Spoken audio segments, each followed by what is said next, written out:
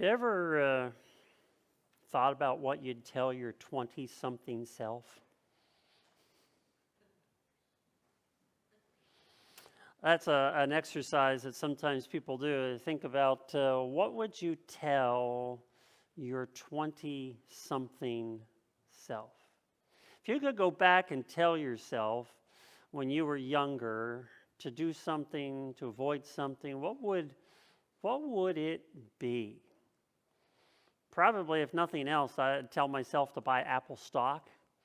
That would have been a good investment a long time ago. But anyway, do you have anything that you can think of? Something that you would tell your 20-something self? Maybe a little hard. Oh, I see a hand in the back. Oh, appreciate your parents. Now, that's a very good answer. I like that answer. Okay. Anybody else? I would say choose better girlfriends. Say that? Choose better girlfriends. Oh, choose better girlfriends. All right. That's a good idea. All right. Very good. Yeah. There are a lot of things that we can tell ourselves. Okay, somebody online said make health a priority. That's always a good answer. All right. So, when you start to think about it, what would you tell yourself, your 20-something self, about life?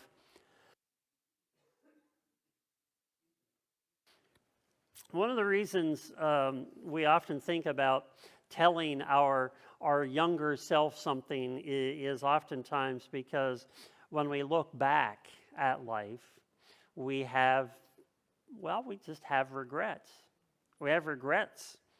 And if you've ever struggled with regret, I have some good news for you, and that is that starting next Sunday, that's October the 2nd, we're beginning a new series of messages on the topic of regret. With a nod to Daniel Pink's bestseller called The Power of Regret. It's a great book if you are looking for something to read right now. We're going to explore how regrets are actually a valuable thing in our life. And we're going to see how regrets not only shape the person that we are today, but how those regrets influence the decisions that we make for our future. So I think you will find this series to be very powerful, not only in being able to look back, but being able to look forward. And speaking of looking forward, that's what we want to do right now. We want to think about how we see the future. The author H.G. Wells was sort of the first person to popularize the idea of a time machine. He put out a little book back in 1895 called The Time Machine, and it was really the first popularized idea that people could get in some kind of a contraption and travel from one place to another in time. Now, you and I don't have a DeLorean that we can hop in and go back to the future. But one of the things that God blessed us all with is an imagination so that we can actually think about what the future will look like. And then based upon those glimpses of the future, we make choices. We make choices about how we're going to prepare for that future that we're envisioning. So, as we think about the future, I want to start by asking you to think back for a moment. And I want you to think back about how your world has changed since March of 2020. How has your world changed since March of 2020? That's just 18 months ago. That's not long, okay? That's about the amount of time that it takes for a baby to start going from crawling to walking. It's about the time that the little kid starts to speak and things like that. So think about that. How has your world changed? What have you experienced in these last 18 months that has transformed and been changed in your life? I'm going to ask you to take a moment and talk about that with some people that are sitting beside you this morning, all right? And you have to do that, otherwise this is going to be a really boring sermon, okay? So talk to the people with you. How has your world changed since March of 2020? Those of you who are joining us online, you can always leave an answer on the computer or online as well.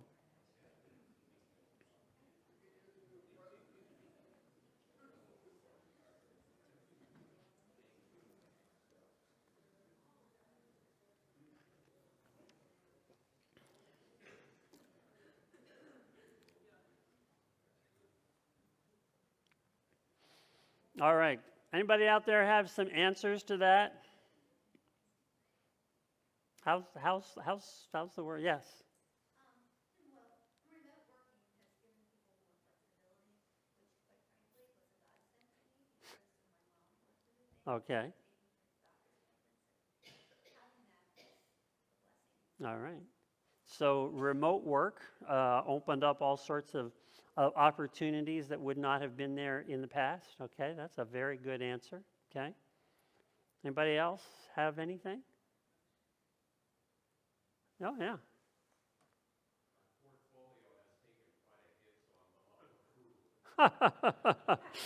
Yeah, that's true. That's true. Okay. Financially, things have changed quite a bit if you've got money invested in the stock market. All right. Well, it wasn't long after the pandemic began in March of 2020 that the author Andy Crouch penned a blog post in which he compared the pandemic to one of three things: a blizzard, winter, or an ice age. And in the post, Andy mused about whether COVID would be a blizzard. That is, that it would be a quick-moving storm that came and went, had some delays to our lives, but it was here and gone. Then he talked about it, whether or not it was winter. Winter, the idea that it's just a longer season that oftentimes has numerous blizzards in it. And then he talked about an ice age.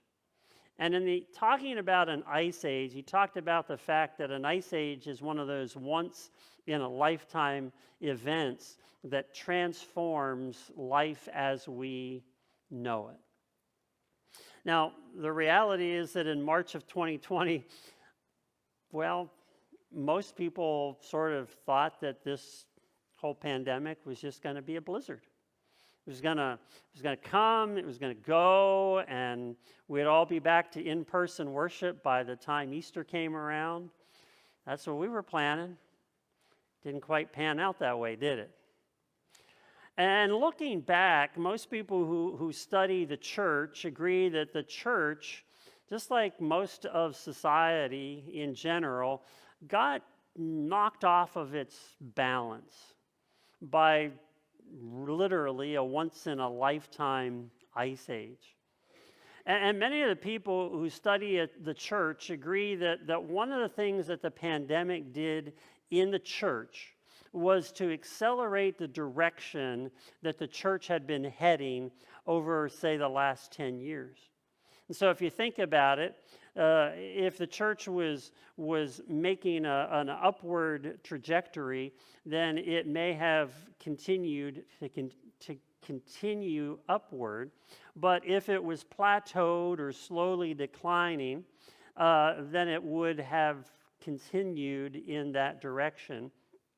And what they said is that the essence of that decline or increase actually would project you out 10 years in only 18 months. So, one of the things that we need to ask ourselves when we think about these things is, what would a time traveler from 2032 tell us about the church a decade from now?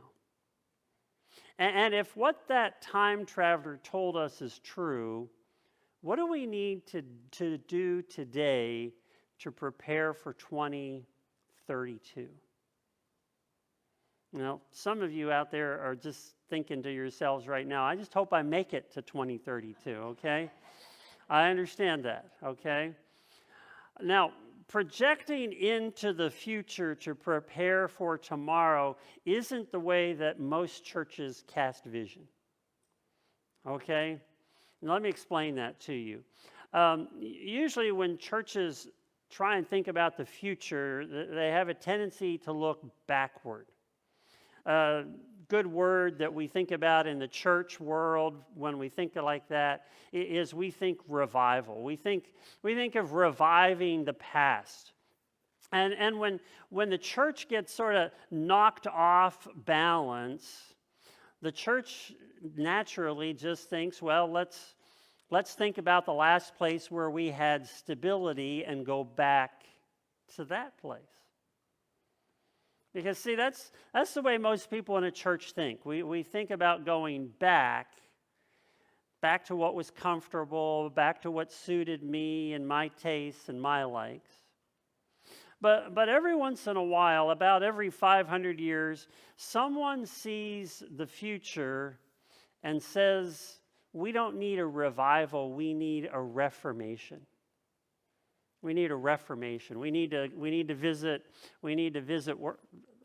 Wittenberg, as Tom just did a few weeks ago, and see where Martin Luther nailed his 95 Theses to the church at Wittenberg, supposedly. Anyway, we won't go there.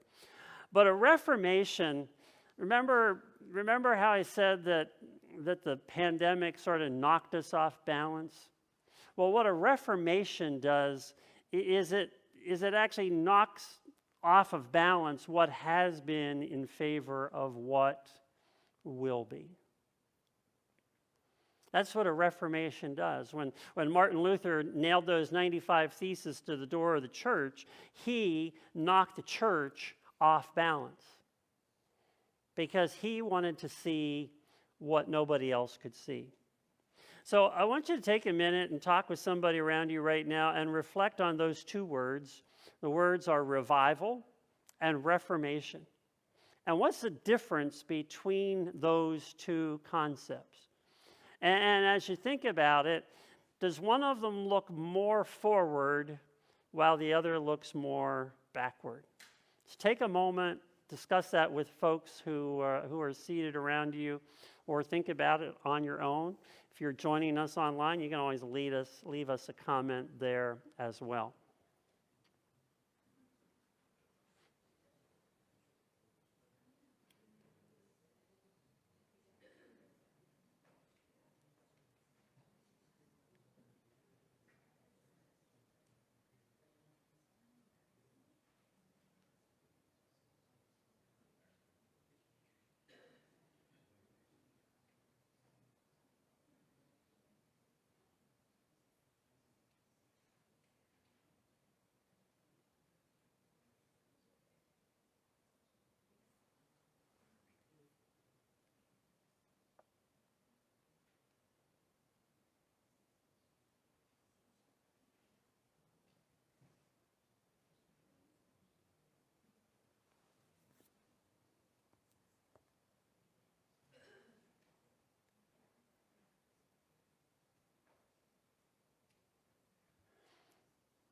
Sorry, I'm just chatting with folks who are watching the service online and responding. We're going to talk about that in just a second here. But anyway, as you think about that, okay, I've had some fascinating discussions with people about that whole difference between revival and reformation. They're two words that can be filled with all sorts of things, and I'd love to hear some of your answers later on, but we need to keep moving on here this morning.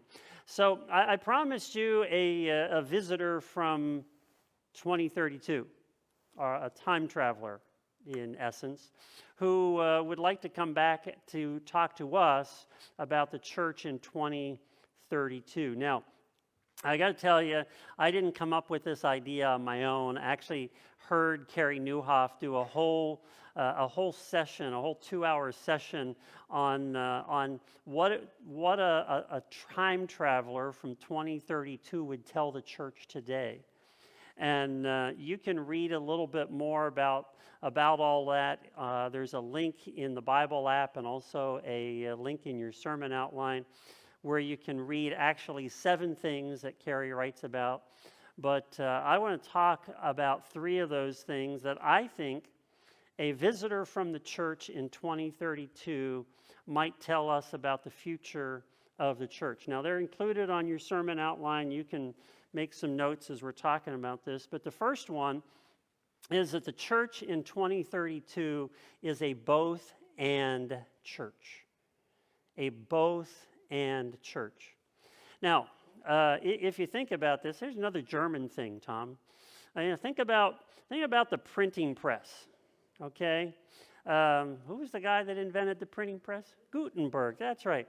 When Gutenberg started making things with his printing press, what was one of the first things he made? The Bible. Right. Up until that time, common folks like you and I, we didn't have a Bible. If a church was fortunate enough to have a Bible, it was actually chained to the pulpit. And that was the only place that there was a Bible. So if you think about this, in the same way that the printing press put the Bible in the hands of people, the digital space opened a whole new world for the church to reach people online. Therefore, the church in 2032 is both a physical location and a digital connection. It is a both and.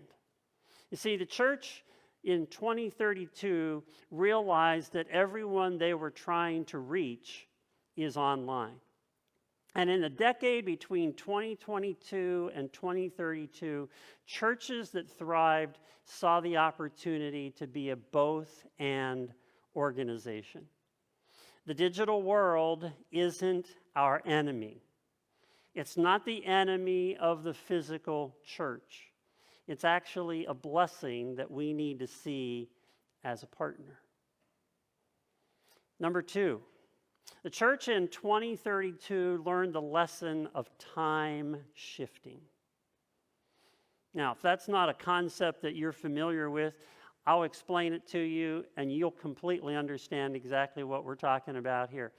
But by the time the pandemic ended, nearly everything that people had done in a centralized location at a specific time was upended. Okay? Sally already mentioned one of those things, and that is work. Okay? Work has changed. Work has changed dramatically. Remote work was probably the biggest thing that we saw change in our culture and change during this next decade. But so was the way we shopped, and so was the way that we experience entertainment. Now, the entertainment thing actually started a little before the pandemic, but when the pandemic arrived, it changed it dramatically. Now, think about this. A couple years ago, maybe even this past week when the new shows started coming out on television. If you're like me and you wanted to watch the FBI series on CBS on Tuesday night, where do you got to be? You got to be at home, on a sofa, starting at 8 o'clock, and turn the TV on then so that you can watch that first episode. Because, and this was really true before, but not anymore, and this is where time shifting comes in. In the past, if I didn't sit down on my sofa and turn on my TV at 8 o'clock to watch FBI, I'd have to wait till next summer. I'd have to wait till the whole next summer and then hope that I actually got the right night to see the episode that I missed. But not anymore. Now I can pull up CBS on my phone, and I can watch the episode that I missed any time I want. That's the way that time shifting works. We recognize that people don't just sit down in front of their television at the same time every week to watch the same show. So the old same bat time, same bat channel, doesn't apply anymore, does it? Okay? That's just an example of how time shifting works. And the churches that learned the lesson of time shifting realized that getting people into a building at a specific time of day wasn't really effective.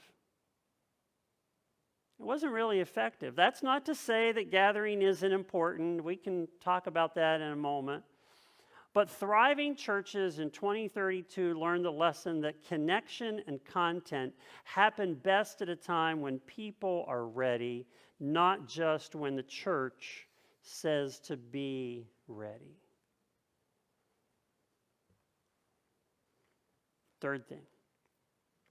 The church in 2032 learned that connecting people is better than gathering people. Now, the primary goal of the church in the early 2000s, and probably for a few decades before that as well, was simply to gather people together in a room, to get people to a room at the same time every week. But in 2032, thriving churches value connecting people outside of the church and building community among people wherever those people meet. While we love our buildings, the church in 2032 doesn't see the church facility as only a Sunday morning gathering location, but a way through which we can connect people and build community. That's the goal of the church in 2032. And for the church of 2032, they find that its greatest strength is in facilitating connections among people, not necessarily in the church, but in the community. So those are three things. Those are three things that came from Carrie's presentation. And as I said, he had even more things than that. But what do you think? What do you think when you hear those three things? Okay? Just one more time. Being both in physical and a digital space, adapting to time shifting, and prioritizing connection and community over simply gathering. Go ahead and talk among yourselves for a moment about that.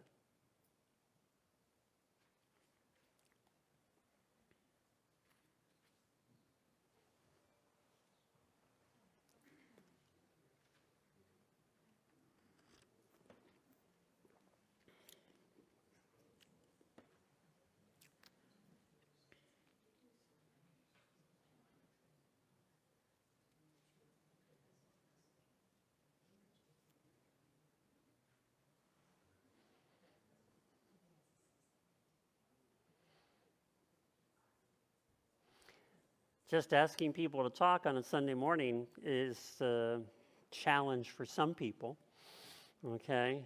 It's not what we're used to.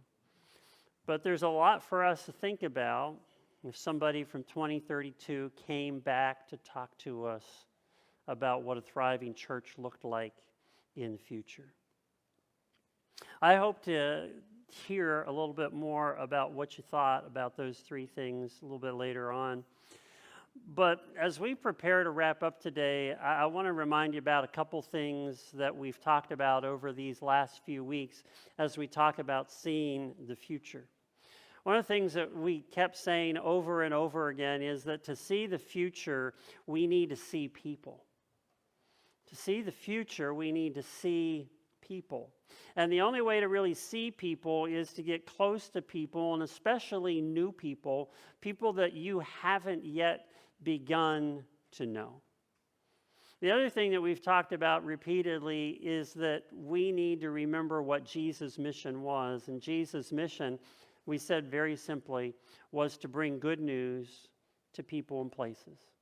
And that good news comes in so many different ways, and it oftentimes comes in ways that are unique to the person who's sharing the good news with others. So if there's anything that we can learn about seeing the future, I think it's very simple. It's learning to listen. It's learning to listen. So I'm not going to go into it, but on your sermon outline this morning, I shared with you some suggestions for learning, for listening from Luke Edwards, who's a pastor. And as Luke says in the place where he wrote this, he says it's a good idea if you try this at home before you try it out in the wild, okay? So try it at home before you try it anywhere else. But I want to leave you with one final thought this morning, and it's this. Anybody remember the movie Groundhog Day? All right, good. Those of you who didn't watch it before, well, pull up one of your streaming services. I'm sure it's out there so you can watch it. But Groundhog Day starred Bill Murray, and he was going to report about Groundhog Day in our beloved Punxsutawney, Pennsylvania. Now, you may not consider Groundhog Day a time traveler movie, but in a sense it is. Okay? Because somehow he got transported back to the same day over and over and over again. And he had to relive that same day over and over and over again. So every day is the same for Bill Murray in Groundhog Day. Every day he goes to bed hoping that the next day when he wakes up it will be different. But every day he wakes up, it is February 2nd.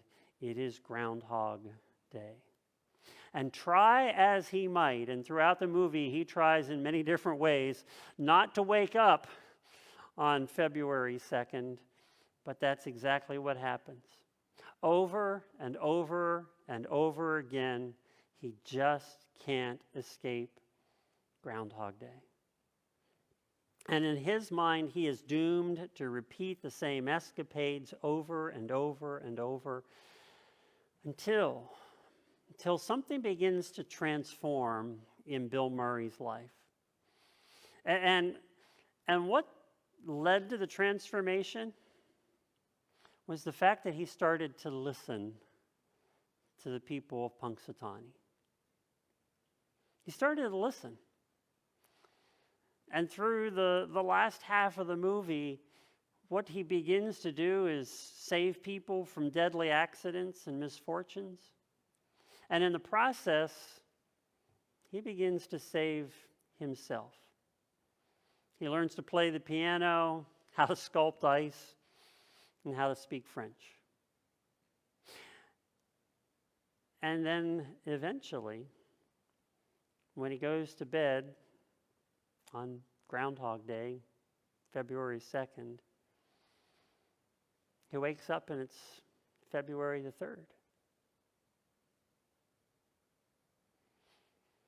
Most fascinating thing is that this guy who wanted to escape Punxsutawney and Groundhog Day, in the end decides to settle down there.